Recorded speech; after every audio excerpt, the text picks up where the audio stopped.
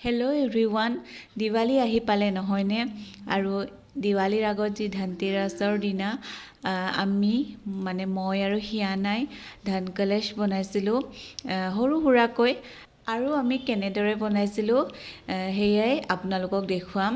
প্ৰথমে আমি ইয়াক যিকোনো কলহ হ'ব পাৰে, পিতল, তাম বা এনে মাটি কলহও হ'ব পাৰে। আমি মাটি কলহ লৈছোঁ, যিটো আমি অকণমান কালাৰ কৰি দিছিলোঁ। কলহৰ ভিতৰত চাউল ভৰ্তি কৰি দিছিলোঁ আৰু তাৰ ওপৰত কেইটামান কইনছ আৰু কেইপামান নাৰ্জী ফুল এনেদৰে দি দিলোঁ ধুনীয়া দেখিবলৈ।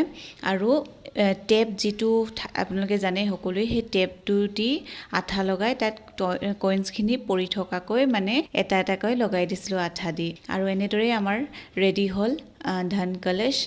আৰু লগতে আমি বনাইছিলোঁ ধনলক্ষ্মী পটলি বা ধানবাৰ্ষা পটলি। আৰু তাৰ বাবে আমাক লাগিব এয়া 5টা কৌৰি, 5টা ঘুমটি চক্ৰ, 5টা চুপাৰি, 5টা লং ফুল থকা, 5টা ইলাচি, 5টা কমল গাঁঠ আৰু 2টা হালধি গাঁঠ, কেইটামান ধনিয়া গুটি আৰু অকণমান চাউলৰ গুড়ি।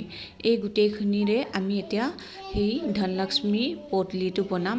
আৰু সেই পটলিটোৰ কাৰণে ৰঙা কাপোৰো হ'ব পাৰে বা সোণাৰী দোকানত পোৱা সেই ৰঙা বেগটো হ'ব পাৰে। আৰু এটা এটাকৈ আমি সেই পটলিটোত ভৰাই যাম।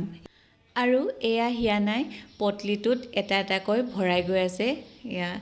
আৰু যিহেতু তাই আমাৰ ঘৰৰ লক্ষী, সেইকাৰণে তাইৰ হাতেৰেই গোটেই এয়া বস্তুবোৰ ভৰাব দিছোঁ। আশা কৰিছোঁ মা লক্ষীয়ে আমাক আশীৰ্বাদ কৰে যেন, আৰু লগতে আন সকলোকো আশীৰ্বাদ দিয়ে। সুস্থ স্বাস্থ্য, ধন ঐশ্বৰ্য বিভূতিৰে সকলোকে আশীৰ্বাদ কৰে যেন। গোটেইখিনি সামগ্ৰী ভৰোৱাৰ পাছত সেই ধনলক্ষ্মী পটলিটো লক্ষ্মী মাৰ চৰণত 3 দিন থৈ আপোনালোকৰ আলমিৰাৰ লকাৰত থৈ দিব লাগে। আৰু আজিৰ ভিডিঅ'টো চাই কেনেকুৱা পালে জনাব। আৰু আপোনালোকক সকলোকে দীপাৱলীৰ শুভেচ্ছা জনালোঁ। বাই।